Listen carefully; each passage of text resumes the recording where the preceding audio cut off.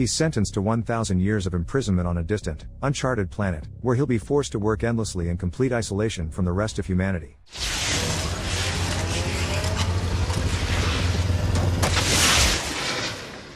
A woman approaches a girl sitting quietly in the grass. She asks if the girl is truly ready and if she has any lingering doubts. The girl replies that she is ready and doesn't understand why she's being asked. But as she notices the woman's uneasy expression, she turns around and sees a group of police officers slowly approaching. Panicking, she jumps up and runs through the dense field. The news reports that the government has once again arrested a pro-Ian terrorist in City 12. It's the third such incident this month, despite the fact that the new alien neighbors have shown no signs of hostility. The government also reportedly killed 70 Ian at a refugee camp near the Black Sea, raising concerns among international observers. While the Ian themselves don't appear troubled by the violence, many people are protesting in the streets. Meanwhile, a militant group backed by a Western government is calling for the extermination of the Ian race. Although the government has publicly condemned these statements, it continues to supply the group with weapons for the ongoing territorial conflict. The anchor goes on to describe the Ian as a peaceful species whose current home is a hastily built refugee camp. Efforts to find new planets with sufficient oxygen levels have intensified after the recent arrival of another ship carrying 1,000 Ian refugees. Many fear the planet is becoming dangerously overpopulated and increasingly unstable. Chapter 1,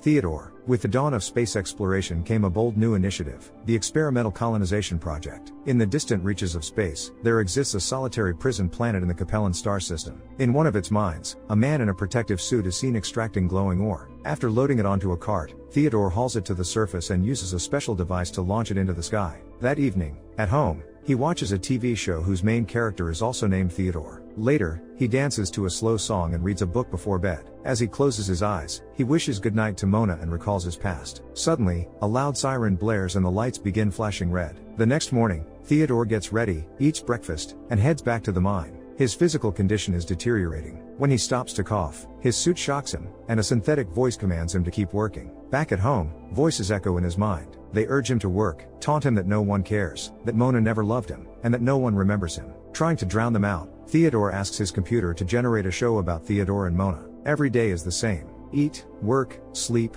wake, repeat, triggered by signals. One day, his condition worsens, and his status changes to a terminally ill inmate. Removing his shirt, he stares at himself in the mirror, then grabs a knife and tries to cut the tracker out of his chest. Fighting through excruciating pain, he finally succeeds. As soon as the tracker leaves his body, the sirens stop and the lights go out. He buries the device in a nearby valley. The next morning, Theodore heads to the mine again but notices a spaceship in the distance. Climbing a hill, he sees a landed capsule and a woman stepping out. Sneaking up to a window, he overhears her conversation. The woman says the prisoner on the planet is likely still alive. His monitor is silent, but their satellite is still receiving ore. She says if she finds him, she'll take care of it. She'll kill Theodore. Back at home, Theodore begins planning his escape. Suiting up, he sneaks into the woman's dwelling and steals her journal. At home, as he flips through the pages, a small photo falls out, of a young girl with an alien. Skimming through the entries, Theodore realizes, the woman hates humans. Chapter 2, Nia. A young girl sits quietly on the ground, watching a group of alien creatures. They speak to her in their own mysterious language, gently telling her something she doesn't fully understand. Suddenly, a man's voice shouts loudly from behind them. A man with a weapon steps into view, aiming a gun at the aliens and ordering them not to move. Nia wakes up, startled by the vivid memory, just a dream, but intense. She looks out the small window and sees the distant stars outside. She's still trapped in space. Soon after, her capsule touches down on a remote, desolate planet. The engine detaches and flies off, leaving behind only her small pod home. Nia steps outside to breathe the thin air and take in her strange surroundings. She recalls her desperate escape, running from the police, the rising panic. But the air here makes her dizzy, and she's forced to go back inside. A robot perched silently by the window informs her that her body needs time to adapt to the planet's low oxygen levels. Then, in a pleasant but repetitive voice, it announces, "It's time to eat," over and over. Frustrated, Nia finally gets up and grabs something to eat just to make it stop. Then the AI brings up something new. A former prisoner might still be alive somewhere on this planet. His signal has gone dark, but someone keeps sending ore from the mine. Nia offers to deal with him. If she finds him, she'll take care of it, permanently, but the robot warns her not to interfere. The man is sick, he'll die soon enough, and more importantly, he may not be mentally stable. Avoid contact, the AI urgently urges. That night, as Nia lies in bed, she hears someone quietly enter her home. Terrified, she stays completely still, pretending to sleep. The next morning, suited up, Nia heads to the mine. In one of the tunnels, she comes face to face with Theodore. She doesn't speak, just walks past him, cold and silent. Back home, she searches for her journal. The robot informs her it's been stolen, by the man. That evening, she sneaks into his house and hears him talking to himself. Taking her chance, she lunges at him and demands her journal back. Once she has it, she warns him not to come near her again.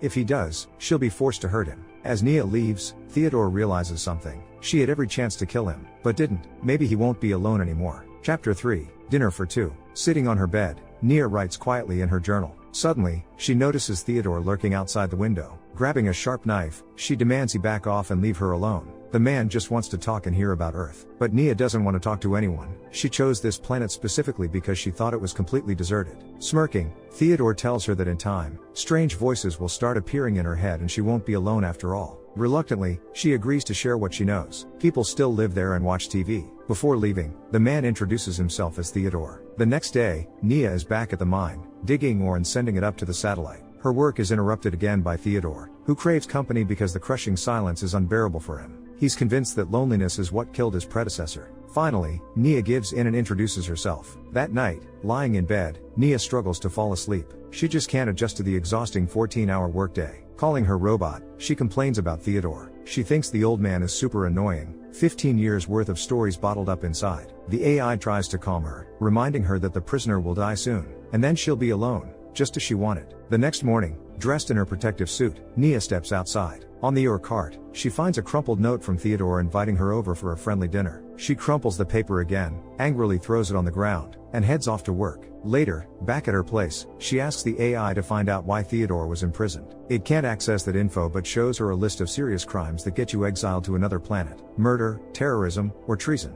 Meanwhile, Theodore is at home, preparing dinner and setting the table. He even found some whiskey. Just as he's about to give up waiting, Nia shows up, inviting her to sit. He offers her a drink, explaining he saved the whiskey for guests. Then he tells her about an alien gas that's watching him, harmless but always observing and recording his thoughts to replay them in his head. Nia thinks he's crazy, but he denies it. Then he asks about her journal, saying it was written in Ian language. She explains it's her native tongue. Her birth mother abandoned her, and an Ian woman found and raised her. Besides, Earth is their planet now. Theodore surprises her by remembering a few phrases in Ian. She tells him she's from City 12, in North America, but her roots are from an Ian settlement on the Black Sea. Theodore's never been there but has heard of it. He shares about his wife, a school teacher like himself, probably retired now. He wishes he could talk to her but knows it's impossible. Still, he talks to her in his mind all the time. Nia tries asking why he's imprisoned, but he dodges the question. Instead, he offers her marijuana, given to him for back pain but unused. Surprised, she agrees and shows him how to smoke it right. After a moment, Theodore admits he's exiled for murder, but he didn't do it. He was framed. The victim worked with his wife, so suspicion fell on him. Nia admits she was locked up for terrorism. She planned to behead the prime minister. She was tricked by a woman undercover cop.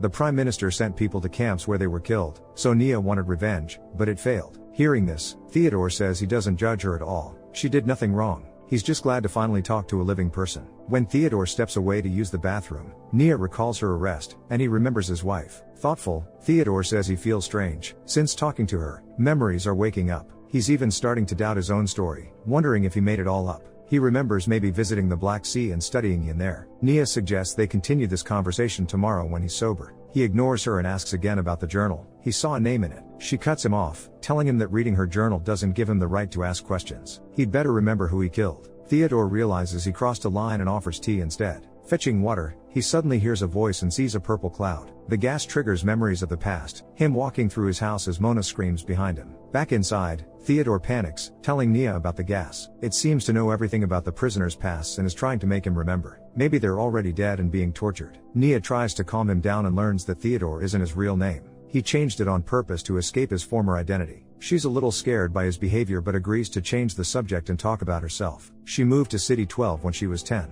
Her new parents enrolled her in school, but her Ian mother was killed with the others during the war. The memory brings her pain, and she asks to talk about something else. Theodore talks about a show he watches, a story about two strangers forced to live together. Before Nia leaves, Theodore finally reveals his real name, Nathan Flanagan. Shocked, she quickly leaves his home. On her way back, she remembers her childhood, how an unknown man shot her Ian mother right in front of her. A woman's voice called the man Nathan Flanagan. Most likely, Theodore is her mother's killer. Back home, she asks the AI who the other prisoner really is. Could he really be Corporal Nathan Flanagan? But the robot has no access to that info. Furious, she wonders if the department purposely sent her to this planet knowing the killer of her family was here. Chapter 4, Alien Gas Watches You at Night. The next day, on their way to the mine, the girl asks Nighton how he's feeling. The man is surprised, he's already forgotten his own name. Nia suggests they meet again that evening at her place, but no drinking or weed is allowed. Of course, he agrees. That evening, an old man shows up at her door with a basket of fruit. Nia offers to show him photos of her home planet, but Nighton insists he's confused and mixed everything up. She shows him the camp where her family died, but he refuses to look and repeats that he's mistaken and wasn't there. Nia asks him directly if he served in the military. He needs to remember everything because it's important for her to know who she's sharing this planet with. She tells him he was imprisoned for murder, and she needs to know the truth. Maybe he killed his wife's lover. Theodore grows uncomfortable and asks her to stop digging into his mind, but Nia presses on and suggests he might be a mass murderer. Angered, the old man shoves her. Realizing what he's done,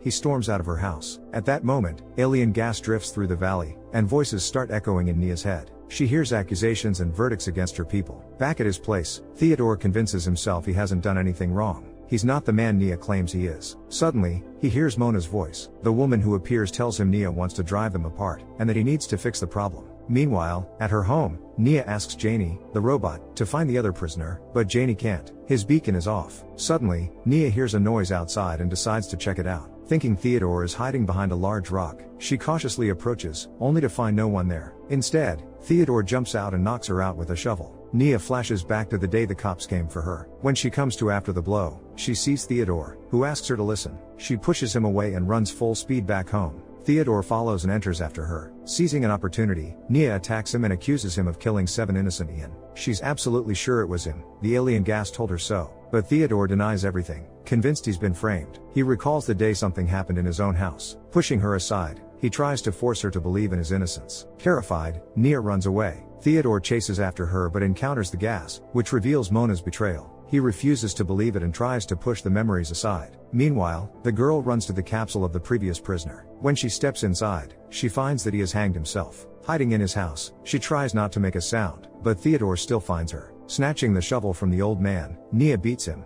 demanding he confess. At that moment, he recalls that he killed his wife, not her lover, but Nia doesn't believe him and keeps hitting him. Seeing her own reflection in a mirror, she finally realizes what she's done and leaves the house. On the walls, Nazi graffiti against the Ian race is visible. The next morning, Jenny notices Nia is in a bad mood. This irritates Nia so much that, in a fit of anger, she throws the robot against the wall. Then she goes back for Theodore and wheels him home on a cart. That evening, she tries to turn to the AI again, but it's broken. Taking out her journal, she wants to write some notes, but the gas floods her mind. It tells her everything is Nato Flanagan's fault, that because of him, she ended up here, and that her mother would hate her for what she's done, probably never even loved her. Overwhelmed by these thoughts, Nia loses control and bursts into tears. After calming down, she decides to visit Theodore. Most likely, Nato Flanagan was either his predecessor or a name he read in a journal. Theodore tells her he remembered that his neighbor Eon was Ian, the one who taught him their language. They were close until he killed his wife. Nia doesn't understand why he made up the story about Flanagan. What was the point? After a moment, she admits that she would have gone through with her plan if someone hadn't stopped her. She wanted to avenge her mother's death, even though she knew her mother wouldn't have approved. She hates these feelings. The urge for revenge is tearing her apart inside. Theodore decides to help and suggests moving her monitor into himself. When he dies, everyone will think it wasn't her. It won't get her out of prison,